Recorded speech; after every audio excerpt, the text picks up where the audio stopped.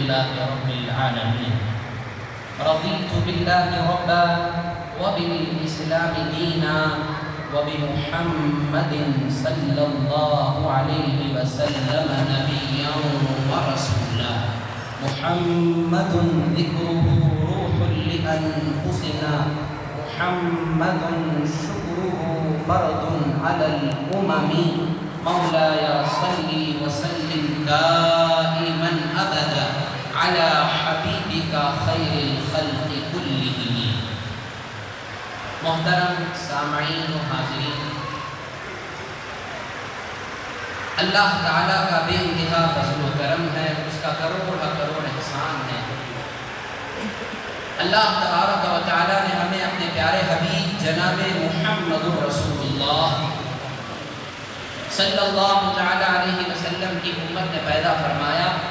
اور ہمیں آپ کا امتی ہونے کا فخر اور شرف عطا فرمایا ہے۔ پچھلی صحبت میں نے آپ حضرات کے سامنے عاشق بے مثال حضرت سیدنا بلال حبشی رضی اللہ تعالیٰ عنہ کے حوالے سے،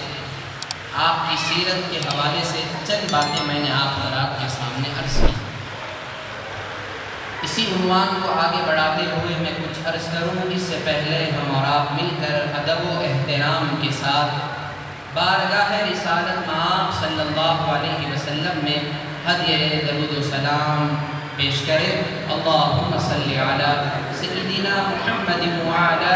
آل سیدنا محمد وبارک وسلم صلاة و سلاما علیک یا سیدی یا حبیبی یا رسول اللہ صلی اللہ تعالی علیہ وسلم۔ اللہ تعالی اپنے کلام بلاغت میں ارشاد فرماتا ہے سورہ عنکبوت کی آخری آیت میں، والذین جاہدوا فینا لنہدینہم سبلنا وان اللہ لمع المحسنین۔ اور وہ لوگ جنہوں نے ہمارے راستے میں جہاد کیا، ہماری راہ میں مشقتیں اٹھائی، اللہ تعالیٰ فرماتا ہے وہ لوگ جنہوں نے ہمارے راستے میں ہمارے مذہب اسلام کی تبلیغ و اشاعت میں قربانیاں پیش کی، جہاد کیا، لَنَهْدِيَنَّهُمْ سُبُلَنَا، ہم ضرور انہیں ہماری راہیں دکھائیں گے۔ وَإِنَّ اللَّهَ لَمَعَ الْمُحْسِنِينَ، بے شک اللہ تعالیٰ احسان کرنے والوں کے ساتھ ہے۔ اس آیت کے تحت مفسرین فرماتے ہیں کہ اس آیت میں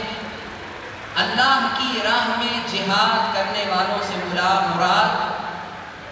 سب سے پہلے حضور اکرم صلی اللہ علیہ وآلہ وآصحابہ وسلم کے عظیم صحابہ، جنہوں نے آقا علیہ السلام کے اعلان نبوت فرمانے کے بعد سب سے پہلے اسلام میں داخل ہوئے، وہ غلام صحابہ ہوں یا آزاد صحابہ ہوں۔ سابقین اولین میں جتنے صحابہ کرام نے آقا علیہ السلام کے اعلان نبوت فرمانے کے بعد آقا علیہ السلام کے مقدس ہاتھوں پر اسلام کی دولت سے اپنے آپ کو سرفراز کیا، ان عظیم ہستیوں میں ایک ہستی حضرت بلال حبشی رضی اللہ عنہ کی ذات مبارکہ ہے۔ مفسرین فرماتے ہیں کہ یہاں جہاد کرنے والوں سے مراد ان صحابہ میں سے حضرت بلال حبشی بھی ہیں۔ والذین جاہدوا فینا، وہ لوگ جنہوں نے ہماری راہ میں جہاد کیا۔ اور یاد رکھیں اسلام لانے والوں میں جو سب سے اولین صحابہ ہیں، ان تمام صحابہ میں سب سے زیادہ مشقت، سب سے زیادہ تکلیفیں برداشت کرنے والی ذات حضرت بلال رضی اللہ عنہ کی ذات مبارک۔ دیگر صحابہ کو بھی تکالیف دیے گئے، دیگر صحابہ پر بھی ظلم و ستم کیا گیا،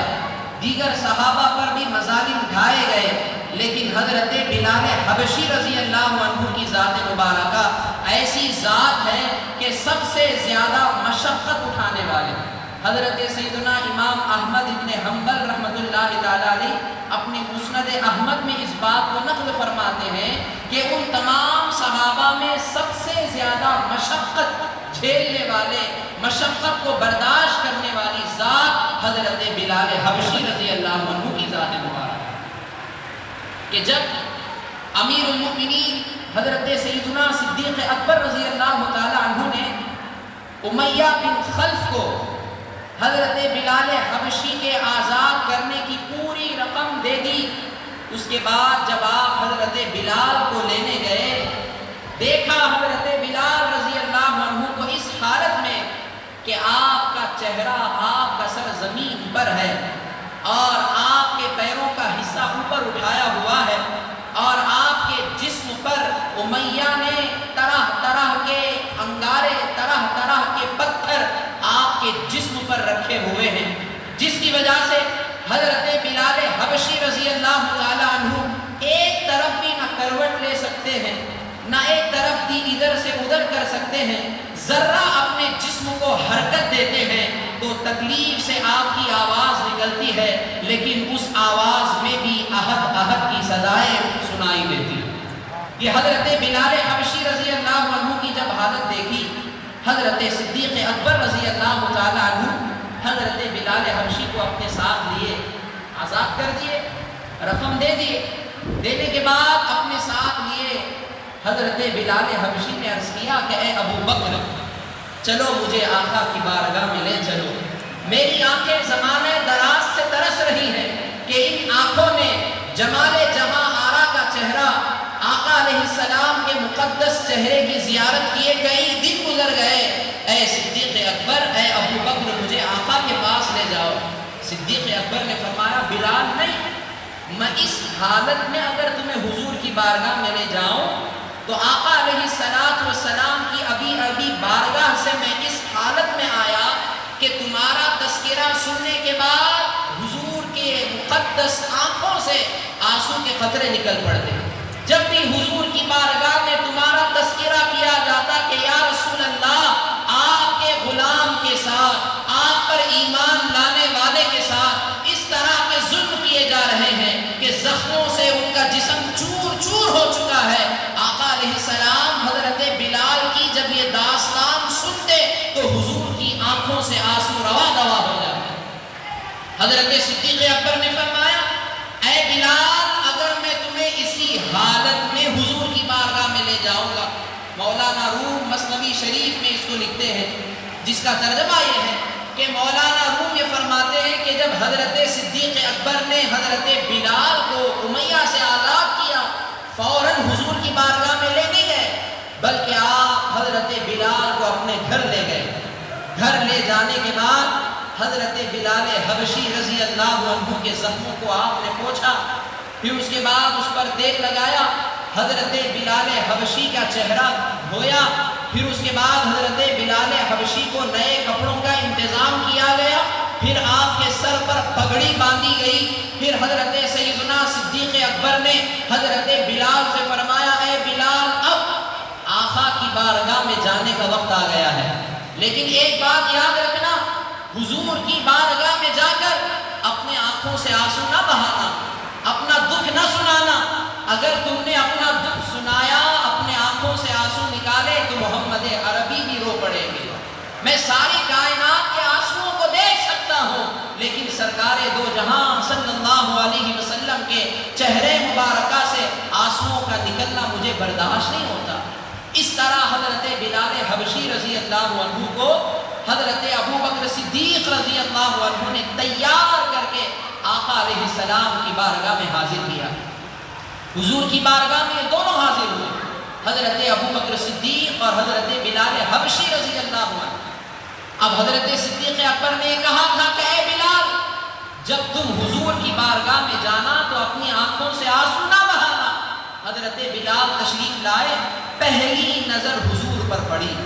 جیسے ہی نظر پڑی آپ نے چہرہ اپنا نیچے کر لیا کہ کہیں حضور کے جمال جہاں آرا کو دیکھ کر آنکھوں سے آنسو نہ نکل جائے، کیونکہ صدیق اکبر نے منع فرمایا تھا۔ حضرت بلال حبشی نے ایک نگاہ اٹھائی، فوراً اپنے سر کو جھکا لیا، پھر آقا علیہ السلام نے صدیق اکبر کی طرف نظر کیا، حضرت صدیق اکبر کی طرف نظر کر کے حضور نے فرمایا اے ابو بکر، مولانا روم فرماتے ہیں اے ابو بکر تمہارا شکریہ، اللہ تعالیٰ تمہیں جزائے خیر عطا فرمائے کہ تم غلام کو آزاد کیا۔ جیسے ہی یہ جملہ حضرت صدیق اکبر نے سنا، عرض کی یا رسول اللہ، آنکھوں سے آنسو صدیق اکبر کے آ گئے، عرض کرنے لگے یا رسول اللہ میں تو آپ کا غلام ہوں، ایک آقا اپنے غلام کو کیسے شکریہ ادا کر سکتا ہے؟ یہ میرا کچھ بھی نہیں ہے، یا رسول اللہ آپ اتنی عظیم ہستی میرا شکر ادا کر رہے ہیں۔ آنکھوں سے آنسو نکل گئے۔ حضور نے فرمایا اے ابو بکر، جتنا مال تم نے بلال کو آزاد کرنے میں لگایا اس میں سے میرا بھی کچھ حصہ شامل کر لو۔ تو حضرت ابو بکر نے جب یہ سنا فرمایا یا رسول اللہ آپ کیا فرما رہے ہیں، میرا سب کچھ تو آپ ہی کا ہے، یہ مال، یہ میری جان، یہ میری ساری جائیداد، یہ میری ساری چیزیں میری نہیں ہیں، یا رسول اللہ یہ سب کچھ آپ کے لیے قربان ہے۔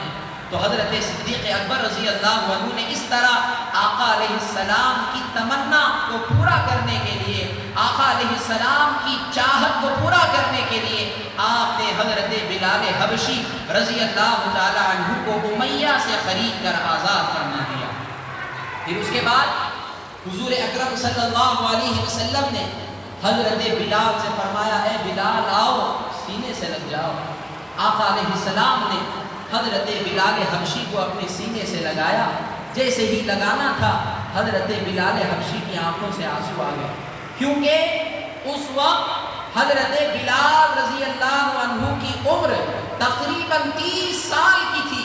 جب آپ کو حضرت صدیق اکبر نے امیہ سے آزاد کر کے حضور کی بارگاہ میں پیش کیا۔ حضرت بلال فرماتے ہیں کہ میں نے اپنی زندگی کے 30 سال کبھی اس طرح کی شفقت کرنے والا کبھی کسی مرد نے مجھے اپنے سینے سے نہیں لگایا تھا، کیونکہ جب سے میں پیدا ہوا تو میرے باپ کا سایہ تو میرے سر پر سے اٹھ چکا تھا، پیدا ہوتے ہی میں نے غلامی اختیار کی، جب میں اپنے کام سے واپس آتا تو میری ماں میری حالت دیکھ کر رویا کرتی، میری 2 بہنیں تھیں، جب وہ دونوں مجھے دیکھتی روتی، اور جب میں اپنی دونوں بہنوں کی طرف نظر کرتا میں بھی اپنے آنکھوں سے زاروں قطار آنسو بہاتا، لیکن کبھی بھی زندگی میں کسی نے بھی مجھے گلے نہیں لگایا۔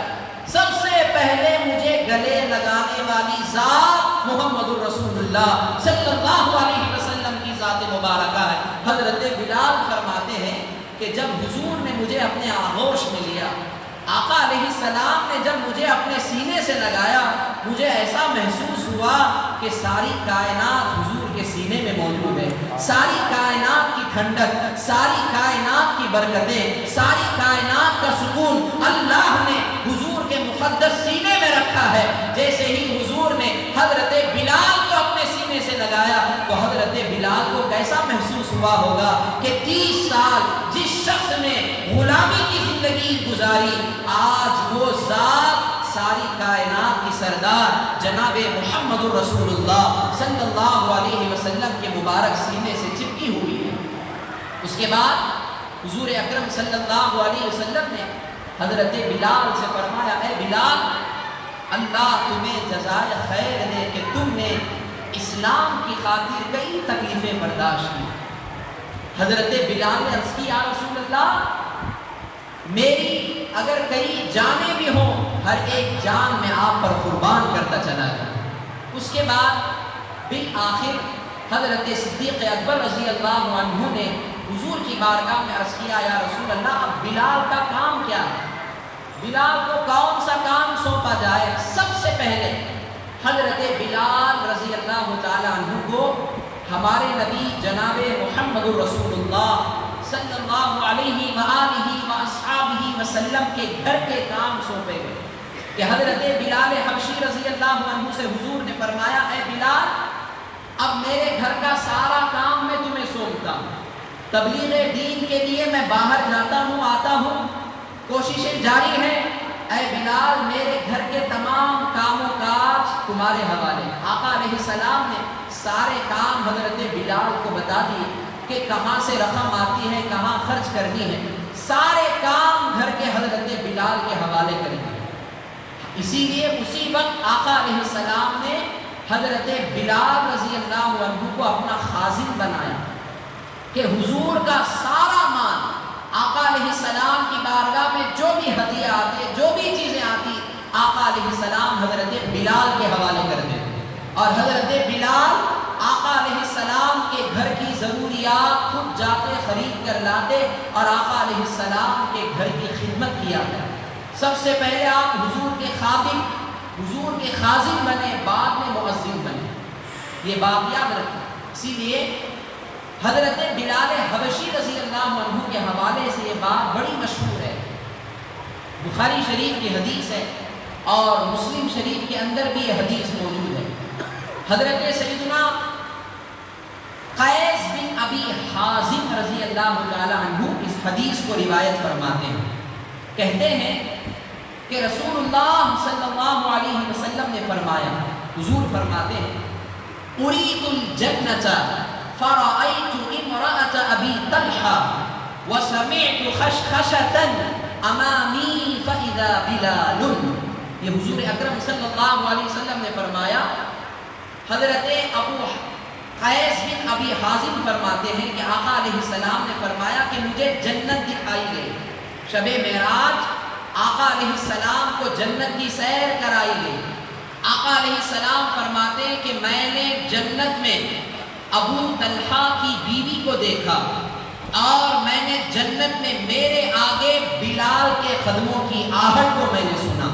یہ مسلم شریف کی حدیث ہے، اس حدیث کی سند حسن ہے۔ فرماتے آقا علیہ السلام کہ میں نے جنت میں بلال حبشی رضی اللہ عنہ کے قدموں کی آہٹ کو سنا، اور ایک چیز کیا دیکھی، حضرت ابو طلحہ کی بیوی کو آپ نے جنت میں ملاحظہ فرمایا۔ دو چیزیں آپ نے بیان فرمائی۔ اب اس حدیث کی تشریح مختصر سن لیں کہ حضرت ابو طلحہ پہلے مسلمان نہیں تھے، کافر تھے۔ آپ کی جو زوجہ تھی ان کا نام ہے ام سلیم۔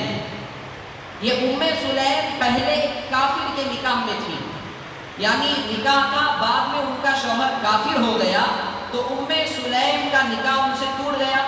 ام سلیم پھر بعد میں آقا علیہ السلام پر ایمان لانے کے بعد حضرت ابو طلحہ رضی اللہ تعالی عنہ سے آپ کا نکاح ہوا۔ ام سلیم نے فرمایا حضرت ابو طلحہ سے،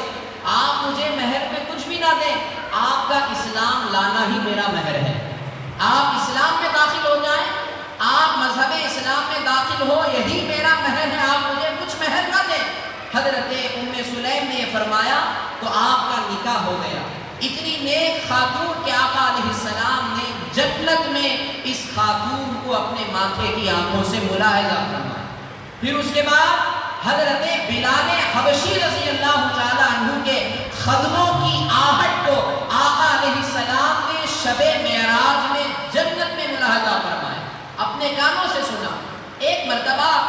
آقا علیہ السلام نے حضرت بلال سے پوچھا، مسند احمد کی روایت ہے، امام احمد اس حدیث کو اپنی کتاب مسند میں نقل فرماتے ہیں کہ ایک مرتبہ آقا علیہ السلام نے حضرت بلال سے پوچھا، اے بلال تمہارا ایسا کون سا کام ہے، کون سی نیکی ہے کہ جنت میں نے تمہارے قدموں کی آہٹ سنی؟ جو تمہاری نیکی کسی پر ظاہر نہیں ہوئی ہے، ایسی کون سی نیکی ہے جو تم دوسروں پر ظاہر نہیں کرتے؟ حضرت بلال حبشی رضی اللہ عنہ نے حضور کی بارگاہ میں عرض کیا، یا رسول اللہ، جب بھی میں وضو کرتا ہوں، وضو کرنے کے بعد جہاں تک ہو سکے میں 2 رکعت تحیۃ الوضو ادا فرماتا ہوں۔ یہ نفل عبادت ہمیشہ میں کرتا ہوں۔ فرض عبادت تو صحابہ کرتے ہی ہیں، فرض و واجب و سنت کے ساتھ ساتھ صحابہ کی عادت کریمہ تھی کہ نوافل کی پابندی بھی کرتے۔ حضرت بلال حضور کی بارگاہ میں عرض کرتے، یا رسول اللہ، میں جب بھی وضو کرتا ہوں، وضو کرنے کے بعد 2 رکعت تحیۃ الوضو ادا کرتا ہوں، اور جب بھی بے وضو ہوتا ہوں تو فوراً وضو کر لیتا ہوں۔ گویا معلوم کیا ہوا کہ حضرت بلال حبشی رضی اللہ عنہ کی یہ عادت تھی کہ آپ ہمیشہ باوضو رہتے اور وضو کرنے کے بعد آپ تحیۃ الوضو ادا فرمائیں۔ یاد رکھیں، تحیۃ الوضو کے 2 رکعات پڑھنا یہ نفل ہے، لیکن اس کا بہت بڑا اجر و ثواب ہے۔ دیکھیے کہ ایک نفلی عبادت صحابی کی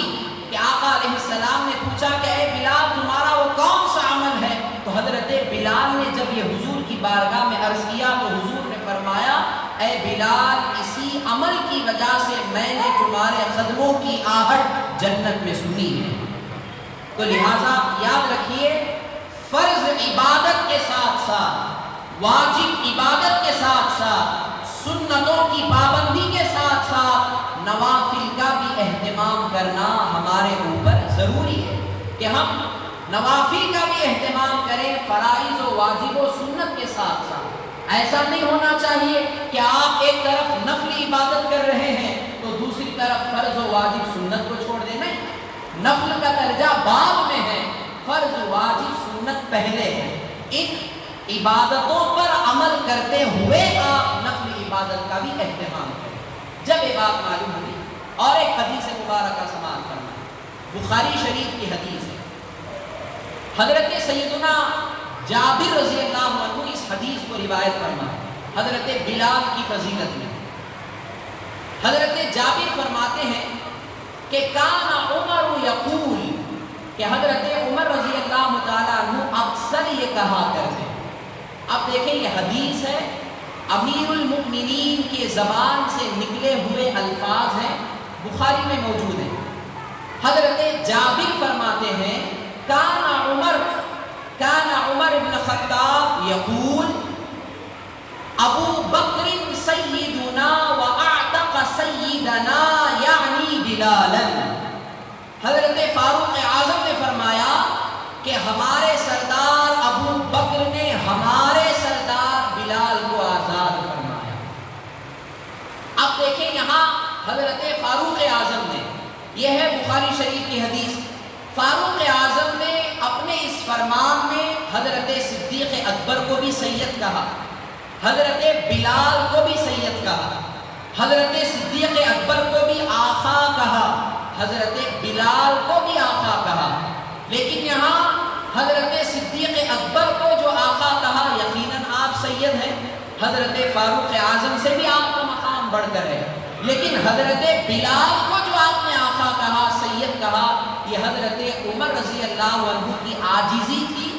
انکساری تھی، اور حضرت بلال سے اتنی محبت تھی، ورنہ حضرت بلال سے افضل حضرت فاروق اعظم کا مقام ہے۔ یہاں اس حدیث میں فاروق اعظم نے حضرت بلال کو سید کہا کہ ہمارے سید ابو بکر نے ہمارے آقا بلال کو آزاد کیا، اور یہ اکثر کہا کرتے۔ یہاں راوی نے یہ نہیں فرمایا کہ حضرت عمر نے یہ کہا، نہیں، کانا یقولو، کانا یقولو یہ ماضی استمراری ہے۔ علماء جانتے ہیں کہ جہاں استمرار ہوتا ہے کہ یہاں اکثر و بیشتر فاروق اعظم کی زبان سے یہ الفاظ جاری تھے کہ ابو بکر سیدنا و اعتق سیدنا یعنی بلالا، کہ ہمارے سردار ابو بکر نے ہمارے سردار بلال کو آزاد فرمایا۔ اب حضرات دیکھیں حضرت بلال کیا تھے؟ مؤذن تھے، مؤذن رسول ہیں، خادم رسول ہیں، خازن رسول ہیں، لیکن وقت کے امیر المؤمنین فاروق اعظم امیر المؤمنین ہیں، لیکن مؤذن رسول کی اتنی محبت، اتنا ادب و احترام آپ کے دل میں کہ آقا کی نسبت اور مؤذن ہونے کی وجہ سے، خادم ہونے کی وجہ سے، خازن ہونے کی وجہ سے آپ فرماتے ہیں کہ بلال ہمارے سید ہیں۔ اسی لیے علماء فرماتے ہیں کہ جب بھی حضرت بلال کا نام لیا جائے تو یاد رکھو کہ صرف بلال نہ کہو، بلکہ جب بھی بلال کا نام کہو تو پہلے سیدنا لگاؤ، کہ حضرت سیدنا بلال، کیونکہ فاروق اعظم نے بھی بلال کا نام بغیر سید کے نہیں لیا۔ اسی لیے ہم تو غلام ہیں، ان کے در کے بھکاری ہیں، تو ہمیں بھی چاہیے کہ حضرت بلال کا جب بھی نام لیں تو آپ کے نام سے پہلے سیدنا لگائیں کہ ہمارے سردار بلال، کیونکہ یہ ہم نہیں حضرت فاروق اعظم کہا کرتے۔ اور ایک بات یہ بھی معلوم ہوئی اس حدیث سے، اور ایک بات کیا معلوم ہوئی؟ مؤذن کا مقام معلوم ہوا کہ آپ وقت کے امیر المومنین ہیں، وقت کے بادشاہ ہیں۔ جب ایک مؤذن رسول جب اذان دیتا ہے، جب ایک مؤذن اس کی تعظیم ایک وقت کے امیر المومنین کر رہے ہیں، یہ درس دیا گیا کہ قیامت تک آنے والے جتنے مؤذن ہوں گے، جتنے اذان دینے والے ہوں گے، یاد رکھیں وہ سب کے سب حضرت بلال حبشی کے غلام ہیں، اور حضرت بلال حبشی آقا علیہ السلام کی حدیث ہے، ابن عساکر نے اس کو روایت فرمایا، فرماتے ہیں کہ کل قیامت کے دن حضرت بلال حبشی جب جنت میں جائیں گے تو حضرت بلال حبشی کے پیچھے پیچھے جتنے مؤذنین ہیں سب کے سب بلال حبشی کے ساتھ جنت میں جائیں گے۔ اور یاد رکھو کہ آج مؤذن کو لوگ بڑی بے دردی کے ساتھ پکارتے ہیں، کیا جی مؤذن صاحب تم نہ کیا بھی کام دے، کیا فین ڈالو چیئر لے کے آؤ، ایسے الفاظ سے پکارا جاتا ہے۔ وقت امیر المومنین فاروق اعظم رضی اللہ عنہ ہے، آپ امیر المومنین، بلال رضی اللہ عنہ سے بھی مقام آپ کا بلند و بالا ہے، لیکن اس کے باوجود بھی حضرت بلال کے بارے میں فرماتے، کیا فرماتے؟ میں نے ابھی حدیث سنائی کہ ابو بکر سیدنا وَأَعْتَقَ سَيِّدَنَا بِلَالًا، کہ ہمارے سردار ابو بکر نے ہمارے سردار بلال کو آزاد کرنا۔ ذرا سوچو، آج انہی حضرت بلال کی سنت پر عمل کرنے والے مؤذنین کا کوئی ادب و احترام نہیں۔ آج بڑے بڑے کتنا بھی بڑا آدمی کیوں نہ بن جائے بھائی، مؤذن کا مقابلہ نہیں کر سکتا۔ ایک عام آدمی مؤذن کے اسٹیٹس پر پہنچ ہی نہیں سکتا، کیونکہ حضور فرماتے ہیں کہ جب میدان محشر میں مؤذنین کو اٹھایا جائے گا تو ان کی گردنیں اور ان کے خط اتنے اونچے ہوں گے کہ لوگ انہیں ایسے دیکھیں گے، اور ان کی گردنیں اونچی اونچی ہوں گی، اور وہ جنت میں حضرت بلال حبشی کے پیچھے پیچھے چلیں گے۔ آج ان کے ساتھ بے دردی سے پیش آیا جاتا ہے، آج ان کو غلام بنا کے رکھتے لوگ۔ یاد رکھیں، غلام نہیں بنانا چاہیے، مؤذن کے معنی اذان دینے والا، اور آقا علیہ السلام نے سینکڑوں احادیث میں اذان دینے والوں کی فضیلتیں بیان فرمائی، اور ان فضیلتوں کو عام آدمی ہرگز پہنچ نہیں سکتا۔ آج کیا ہے، ہمارے معاشرے میں، ہمارے ماحول میں مؤذن کو، مسجد کی خدمت کرنے والوں کو اپنا غلام بنا کے رکھتے ہیں، یہ لے کے آؤ، وہ لے کے آؤ، اور ایسا سخت کلام کرتے ہیں، معاذ اللہ آج آپ کر لیں گے، لیکن جب قبر میں جائیں گے، حشر میں جائیں گے، پتہ چلے گا کہ آپ نے اتنی بے دردی کے ساتھ انہیں پیش آیا، ایسا رویہ اختیار کیا، کل میدان محشر میں عذاب ہوگا تو پتہ چلا۔ ایک روایت میرے ذہن میں آئی، یہاں عرض کر کے اپنی بات کو ختم کی طرف لاتا ہوں۔ امام عبد الوہاب شعرانی رحمۃ اللہ تعالی، یہ 8ویں صدی ہجری کے بزرگ ہیں۔ امام عبد الوہاب شعرانی رحمۃ اللہ تعالی اپنی کتاب کے اندر اس روایت کو نقل فرماتے ہیں کہ ایک وقت کا بادشاہ تھا، وہ مسجد کے خادم، امام اور مؤذن نہیں، مسجد کے خادم کے ساتھ بدسلوکی کرتا، تو حضرت امام عبد الوہاب شعرانی فرماتے ہیں کہ اس کی بے ادبی کی وجہ سے، اس کی گستاخی کی وجہ سے اللہ تعالیٰ نے اس کی پشتوں میں، یعنی اس کی آنے والی نسلوں کو اللہ نے عذاب میں گرفتار کر دیا، یعنی اس کے بیٹے، اس کی پوتیاں کیا ہوتے ہیں، کوئی لولا ہو جاتا ہے، کوئی لنگڑا ہو جاتا ہے، کوئی بولنے سے قاصر ہو جاتا ہے، کوئی بیٹا بات نہیں سنتا۔ جب بادشاہ یہ بات امام عبد الوہاب شعرانی کی بارگاہ میں لے گیا تو امام عبد الوہاب شعرانی نے کیا فرمایا کہ تو نے مسجد کے کسی خادم کی بے ادبی کی ہوگی، مسجد کے کسی خادم کو برا بھلا کہا ہوگا، اگر تو چاہتا ہے کہ یہ مصیبت تجھ سے ٹل جائے، جا ان کے خدموں کی جوتی کو لے کر بوسہ دے اور ان سے معافی مانگ، تب جا کر یہ نحوست ٹلے گی۔ باقاعدہ وہ بادشاہ گیا، مسجد کے خادم کی جوتی کو اٹھا کر بوسہ دیا اور ان سے معافی مانگی تو اس کا مرض دور ہوا۔ تو یاد رکھو، یہ میں اپنی طرف سے نہیں کہہ رہا، بخاری شریف کی حدیث ہے، فاروق اعظم وقت کے امیر المؤمنین ہیں، اور آپ نے حضرت بلال حبشی کا یہ مقام بیان فرمایا کہ وہ ہمارے سردار ہیں، ہمارے سردار ابو بکر نے ہمارے سردار بلال کو آزاد فرمایا۔ تو محترم حضرات، یہ چند باتیں تھیں، یاد رکھیں بلال حبشی رضی اللہ عنہ کے حوالے سے اور بھی سینکڑوں حدیثیں ہیں، عرض کروں وقت لمبا ہو جائے گا انشاءاللہ، پھر کبھی موقع ملا تو میں عرض کروں گا۔ بس اتنا یاد رکھ لیں کہ ایک عاشق رسول، ایک عاشق بے مثال حضرت بلال حبشی رضی اللہ تعالیٰ عنہ کی ذات مبارکہ ایک ایسی ذات ہے کہ آپ ہر اینگل سے دیکھیں، ہر زاویے سے دیکھیں بلال حبشی کے رگ رگ میں عشق رسول بسا ہوا تھا۔ بلال حبشی رضی اللہ عنہ کے جسم کے ہر خون کے خطرے میں محمد عربی صلی اللہ علیہ وسلم کا عشق بسا ہوا تھا۔ اسی لیے آپ رضی اللہ تعالیٰ عنہ نے اپنے موت کے دن کو بھی عید کا دن کہا، اپنی اہلیہ سے فرمایا کہ آج میں اپنے محمد سے جا مل رہا ہوں، آج میرے لیے بڑی خوشی کا دن ہے کہ آج میں محمد عربی کی زیارت کروں گا، آج میں اصحاب رسول اللہ کی زیارت کروں گا۔ آپ نے اپنے موت کے دن کو بھی خوشی کا دن بنایا، آپ نے اپنے موت کے دن کو بھی سرور سے آپ نے گزارا۔ آپ کی بیوی تعجب کرنے لگی تو آپ نے فرمایا روتی کیوں ہے؟ آج میرے لیے بڑا خوشی کا دن ہے، آج میں محمد عربی صلی اللہ علیہ وسلم کی زیارت کے لیے جا رہا ہوں۔ یاد رکھیں یہ عاشق رسول ہے، کبھی بھی آپ نے اپنی زبان سے جھوٹ نہیں بولا۔ تاریخ کی کتابوں میں لکھا گیا ہے کہ حضرت بلال کی جتنی سیرت پڑھے، آپ کی سیرت میں کبھی بھی آپ نے اپنی زبان سے جھوٹ نہیں بولا۔ آقا علیہ السلام ایک مرتبہ خود بلال حبشی کے گھر تشریف لے گئے، حالانکہ ہر کوئی حضور کی بارگاہ میں پہنچنے کی خواہش رکھتا ہے، لیکن بلال رضی اللہ عنہ کی قسمت پہ قربان جائیے کہ حضور خود ان کے گھر تشریف لائے۔ بلال حبشی گھر میں موجود نہیں تھے، بلال حبشی گھر میں نہیں تھے۔ آقا علیہ السلام نے ان کی زوجہ سے پوچھا بلال کہاں ہے؟ زوجہ نے عرض کیا یا رسول اللہ وہ ابھی باہر گئے ہیں۔ زوجہ نے عرض کیا یا رسول اللہ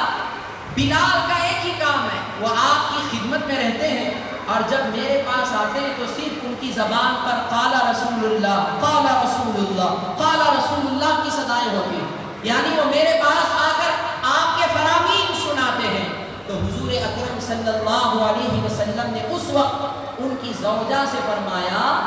کہ اے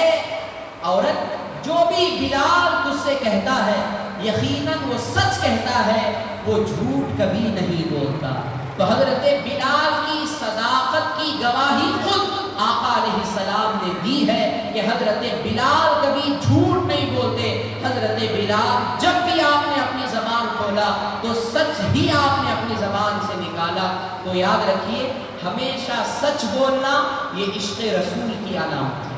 اپنی زبان پر ہمیشہ سچ رکھنا یہ عشق رسول کی علامت ہے۔ لوگ آج بے دھڑک جھوٹ بولتے ہیں، جھوٹ بول کر بھی اسے سچ سمجھتے ہیں۔ یاد رکھو جھوٹ تمام گناہوں کی جڑ ہے، تمام گناہوں کا مرکز جھوٹ ہے۔ اگر آپ نے جھوٹ نہیں چھوڑا آپ سے کوئی گناہ نہیں چھوٹے گا۔ جھوٹ کو چھوڑو، سچ کو لازم پکڑو، تبھی آپ سے ہر گناہ چھوٹ سکتا ہے۔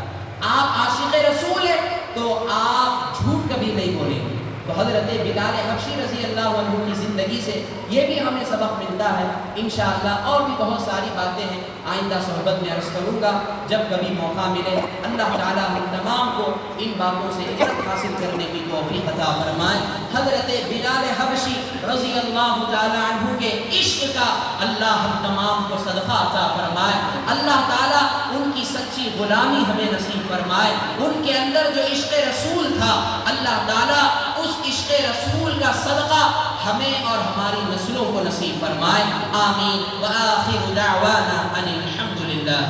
جو حضرات